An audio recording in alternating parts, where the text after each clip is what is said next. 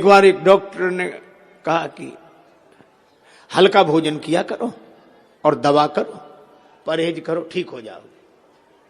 और रास्ते में चला, सोचने लगा हल्का भोजन किया, हल्का। अब उसने अकल लगाई कि मिट्टी से हल्का पानी है। मिट्टी नीचे बैठ जाती, पानी ऊपर उठ जाता, मिट्टी के ऊपर रहता पानी, पानी हल्का है। फिर सोचने लगा कि पानी के ऊपर घी तेल डाल दो तो पानी के ऊपर तैरता है घी तेल, तो पानी से हल्का घी तेल, और फिर घी तेल में जो सिके पूड़ी पराठा वो उससे भी हल्का। अब वो बोलो ऐसा हल्का भोजन करे।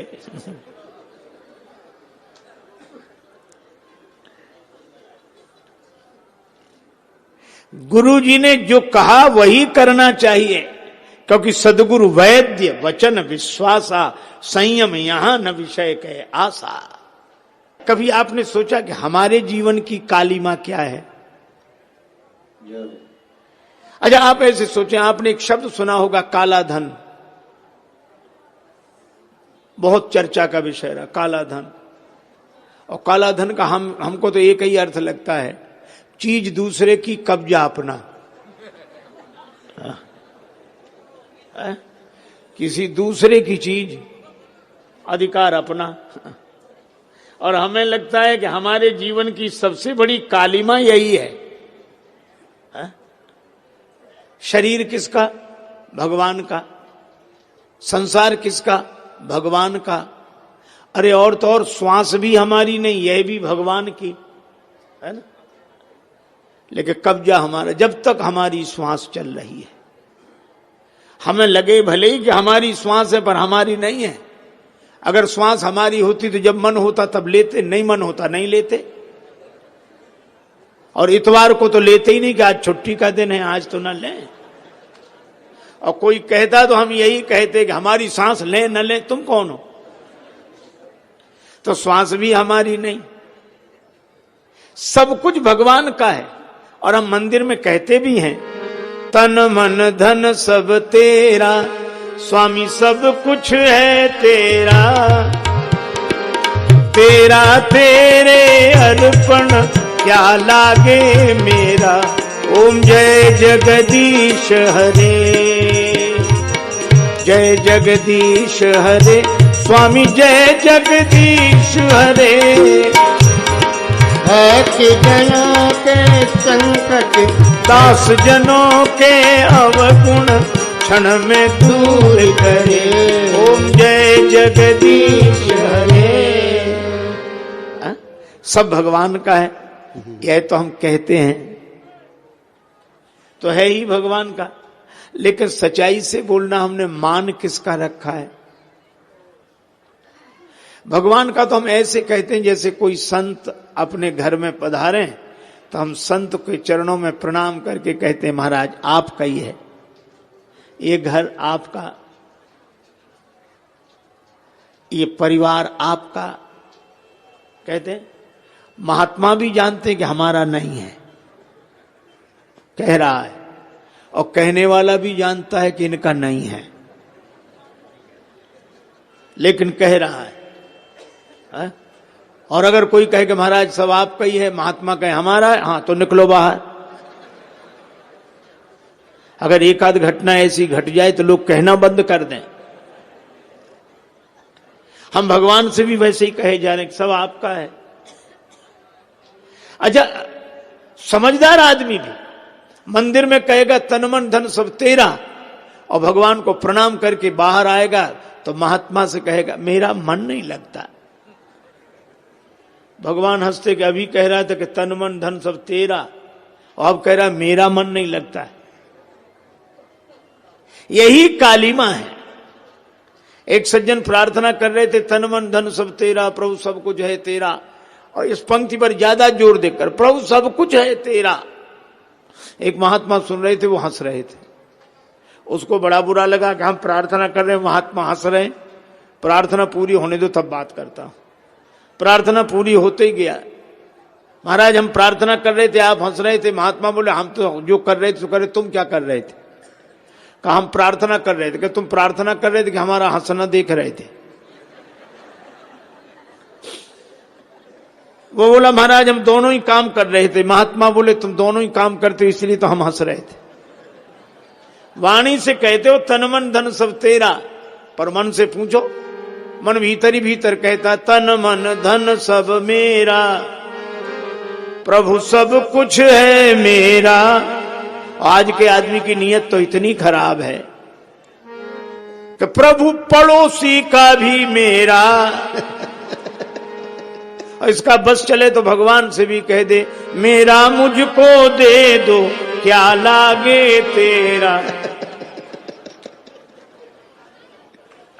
यह हमारा स्वभाव है। देखो एक संत ने लिखा बड़ा सुंदर, मानव निकृष्ट कहे मेरा सिद्धांत यह मेरा है सो मेरा और तेरा है सो तेरा है। मानव निकृष्ट कहे मेरा सिद्धांत यह मेरा है सो मेरा और तेरा है सो मेरा है। मेरा तो मेरा, तेरा भी मेरा। और मध्यम मनुष्य की विनीति यह प्रवृत्ति देखी, वो कहते मेरा है सो मेरा और तेरा है सो तेरा है। पर उत्तम मनुष्य के विचार अति उच्च देखे, मेरा तेरा है सो तेरा और मेरा है सो तेरा है। और तीनों के बीच में बोल उठा ज्ञानी नर, ये झूठा झमेला है, न मेरा है न तेरा है। तो है किसका ये? भगवान का। न मेरा न तेरा। 9 व्यक्ति गांव के रहने वाले कपड़े का व्यापार करते थे। 9 इकट्ठे होकर गए। नदी पार करनी थी, का एक दूसरे का हाथ पकड़ लो कोई बह ना जाए। हाथ पकड़ लिया, नदी पार कर गए। कहा कि अब संभाल लो 9 के 9 हैं कि नहीं, कोई बहा तो नहीं। तो उन्होंने गिनना शुरू किया। जो भी गिने वो अपने को न गिने। 1 2 3 4 5 6 7 8 करके रह जाए। फिर दूसरा गिने, वो भी 8 ही गिने, अपने को न गिने। अब तो सबने रोना शुरू किया, बह गया बह गया, एक बह गया एक बह गया। तब तक एक महात्मा निकले, क्यों रो रहे हो? हम लोग 9 आए थे, एक बह गया। अब महात्मा ने देखा ये तो 9 के 9 खड़े हैं। महात्मा बोले नहीं, 9वां यही है, बाहर नहीं है। तो कैसे फैसला हो? महात्मा बोले गिनो। तो उस व्यक्ति ने गिनना शुरू किया, 1। महात्मा बोले ठीक, 2 3 4 5 6 7 8 पे आके फिर रोने लगा। महात्मा ने वही हाथ जो 8 पे रखा था ऐसे मोड़ा कि ये 8 और ये 9। अरे मिल गया मिल गया मिल गया मिल गया महाराज, आपकी कृपा से मिल गया, आपकी कृपा से। तो वो लोग गया कहां था जो मिल गया? हम लोग सोचते हैं ज्ञान से मुक्ति मिलती है, पर ज्ञान से मुक्ति नहीं मिलती है। ज्ञान से यह पता लगता है कि हम मुक्त हैं, मुक्त तो हैं ही, पर बिना ज्ञान के अनुभव नहीं होता। एक आदमी के पास कुछ गधे थे, उसने सभी गधों को बांधा जैसे रोज बांधता था। एक गधे की गले की रस्सी खो गई, उस गधे का कान पकड़े बैठा था। एक महात्मा निकले, भगत जी कैसे बैठे हो? कहा कि महाराज इस गधे के गले की रस्सी खो गई है, इसीलिए इसको कान पकड़े बैठा हूं मैं, इसका कान पकड़े बैठा। महात्मा बोले गधे को बांधने के लिए भी रस्सी की जरूरत? महाराज फिर इसे बांधे कैसे? बोले ऐसे ही बांध दो बिना रस्सी के। महात्मा तो चले गए, उसने वैसे ही किया। रस्सी थी नहीं, पर खूंटे से ऐसे लपेटा दिया, ऐसे खींचा, फिर उसके गले में लपेट कर ऐसे बांध दिया। और गधे ने समझ लिया कि हम बंध गए। वो गधा कैसा जो इतना भी ना समझे। उसे भी तो अपने नाम की सार्थकता सिद्ध करनी थी। और गधे तो हिले, वो हिला ही नहीं, रात भर वहीं वहीं। सवेरे उस आदमी ने सब गधों के गले की रस्सी खोली, उसे बांधा ही नहीं था जो खोलता। अब उस गधे को वो डंडा मारे, डंडा मारने से गधा वहीं हिले, चले नहीं। वो बड़ा परेशान महात्मा जी के पास गया, महाराज क्या चमत्कार कर दिया आपने, वो गधा बंधा है। महात्मा हंसे, कोई चमत्कार नहीं, गधों के लिए तो हर बात चमत्कार हो जाती है। उसे खोला था कि नहीं? का उसे बांधा ही कब था? का जैसे बांधा था वैसे ही खोल दो। वो गया, उसने खोल दिया और गधे ने समझ लिया कि हम मुक्त हो गए, चल दिया। अब आप ये बताओ बंधा ही कब था? पर बंधने का जैसे भ्रम था उसके मन में, उस भ्रम की निवृत्ति गुरुदेव का ज्ञान कर देता है। वह तो मुक्त था ही, मुक्त है, मुक्त है, मुक्त है। मुझे वो बात याद आई, एक बार बादशाह अकबर ने बीरबल से कहा कि बीरबल हम तुम्हारे पिताजी से मिलना चाहते हैं। बीरबल बोले हुजूर हम ही काफी हैं, उन्हें क्यों परेशान करते हो? बोले नहीं हम उनसे ही मिलेंगे। बीरबल ने अपने पिता से कहा कि बादशाह मिलना चाहते हैं, चलो। बीरबल के पिता सरल आदमी घबरा गए, इतने बड़े बादशाह से क्या बात करेंगे, कुछ बोलेंगे कुछ मुंह से निकलेगा। बीरबल ने कहा आप बोलना ही नहीं कुछ। बोले नहीं बोलेंगे तो और ज्यादा नाराज होगा। बीरबल बोले हम संभाल लेंगे, आप चलो।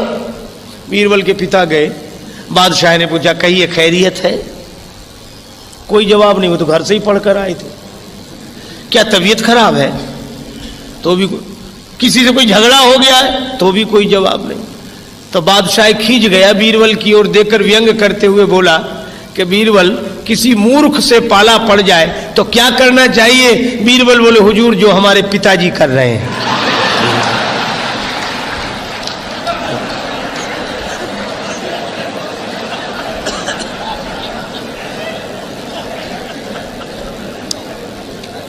और रावण के सामने हनुमान जी इसीलिए चुप थे। संत श्री कबीरदास जी से किसी ने पूछा कि आप गुरु हैं कि शिष्य? कबीरदास जी बोले दोनों। बोले दोनों कैसे?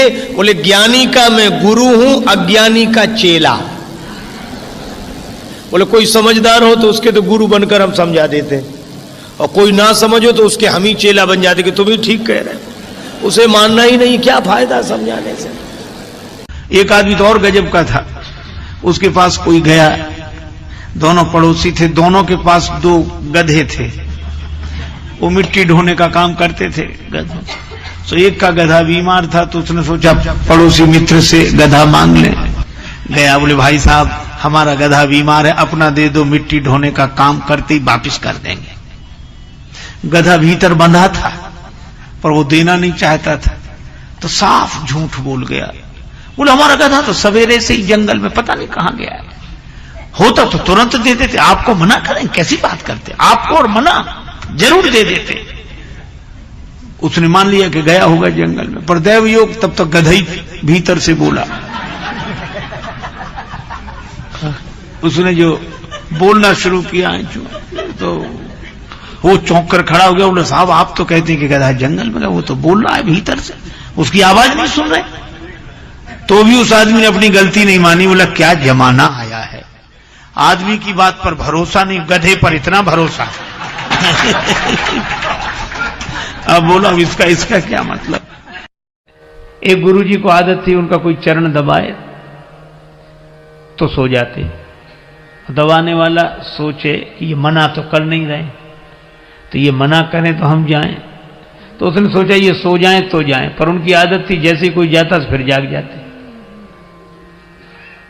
तो एक बार क्या हुआ, एक शिष्य चरण दबा रहा था उनका, तो चरण दबाया शिष्य ने तो वो सो गए तो बड़ी देर हो गई, तो शिष्य उठकर चल दिया।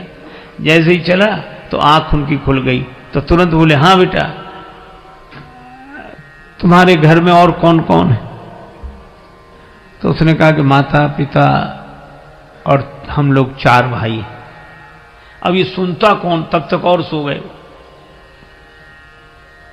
थोड़ी देर फिर उसने शिष्य ने देखा कि अब ये सो गए तो फिर जाएं हम। तो वो जैसे ही उठकर जाता वैसे ही जाग जाते। हाँ तो कितने भाई हो? तो उसने फिर कह दिया कि 4, पर वो उत्तर सुनने के पहले ही सो जाते थे। और जैसे उठकर चले तो जागकर फिर पूछते, हाँ कितने भाई हो? तो शिष्य उत्तर देते देते थक गया, कब तक कहे कि 4 भाई हैं। जब चौथी बार भी उन्होंने यही पूछा कि हाँ तो कितने भाई हो, सो चेला बोला, गुरुजी अब तक तो 4 हैं, सवेरे तक 3 बचेंगे।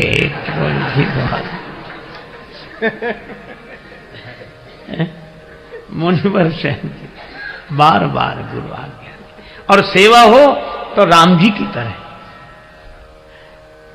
एक